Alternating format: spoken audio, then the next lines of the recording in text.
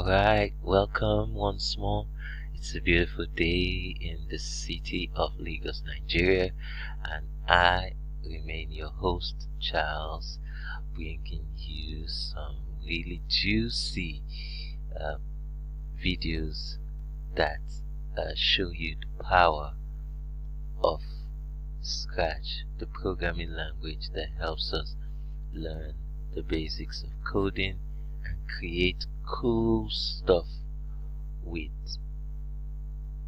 the colorful blocks that Scratch provides. Yes, I hope you've been watching the videos and I hope you've been enjoying them. I would really love to hear your feedback, and I would really appreciate it. It would tell me what I need to improve on, what needs to be changed and stuff like that. Now, in the last video, we were able to build some features into our story. Yes, Scratch enables us to tell stories, and really, for me, I think a story is really some good dialogue happening between the characters in the story and some animation to make it really interesting. Alright, so my story so far has seen Avery talking to Kitty Cat while they were walking. Alright, and after that the scenery changes, and we saw the code that enables that to happen. Basically, there's a forever loop that keeps checking when the backdrop number is equal to 3. In other words, the third backdrop, it should show this sprite Avery standing alongside Anina, another of our sprites, and having a conversation. Now, when we tested the code, we saw some we had a bit of a challenge. Now we want to sort out that challenge now in this video. So the challenge was, this is a forever loop, right? And after we show Avery, we would like the conversation to start. Okay, and after we show Anina, Anina actually initiates the conversation. Okay, so we would like the conversation to start immediately. Anina shows up. Now the problem is the if statement is in a forever loop, and if you've been watching the videos so far, whenever you have a forever loop, it means the contents, the things that are nested in the forever loop get repeated severally all the time till the code or till the project is till it ends. Okay, now that's not something we want to happen. We don't want these conversations to keep repeating themselves. We just want them to happen once. So we've got to come up with a very clever hack to help us get around that challenge. Now, the hack I'm thinking of is to still find a way to make sure that this if statement happens only once. Immediately the backdrop number changes to 3. We don't want the conversations and in fact everything in the if statement shouldn't happen more than once. Okay, so what's our hack? Now you might be able to come up with another way, and really if you have a different way you solved this challenge, I would like to hear it. You could drop it in the comments below the video, whether it's on YouTube or Facebook, anywhere if you came across this video. Just send me a feedback, send me an email telling me how you were able to get around the challenge, and I'll be glad to share it and try it out in one of my videos. Who knows, I might just invite you to co-host a video or a show with me.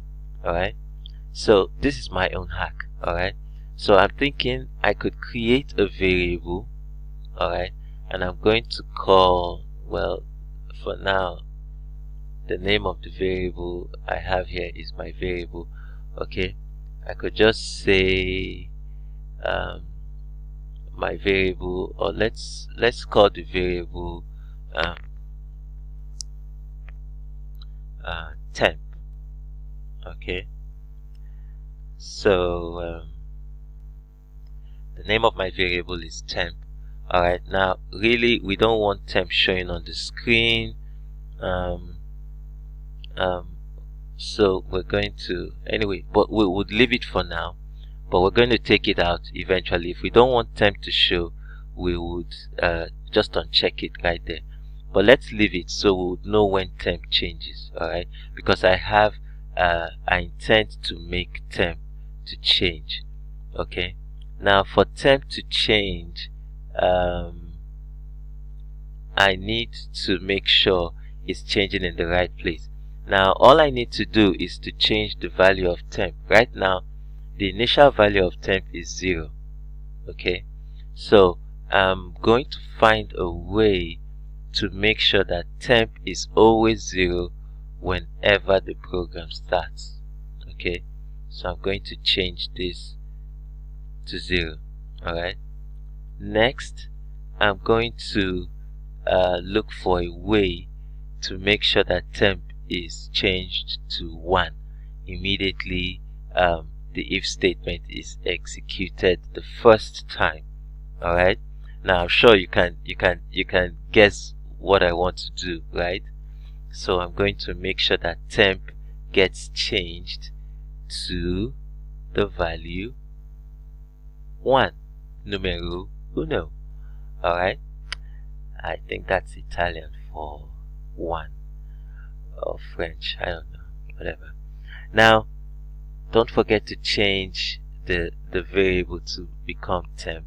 Alright, so set temp to 1 will ensure that the temp variable that was 0 gets set to 1 inside the for loop. Please don't forget, it happens inside the for loop. Now if you're with me, I'm sure you would like to know why I did this. I'm going to change this if statement to ensure that it's executed only if temp is 0. Okay, so you know what happens, right? Once temp gets changed, the next time it comes to the forever loop, temp will always be 1. Can you see that? I ensured that setting temp to 0 was done way before the forever loop. So once it enters the forever loop, there is no chance it's going to come back here. Alright, unless of course you put it in here. Okay, now you don't want to do that. Alright, so you know what I'm going to do?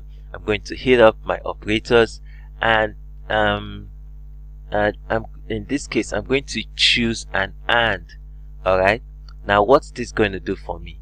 I'm going to check for when the backdrop number is equals to 3, and when temp is equal to 0.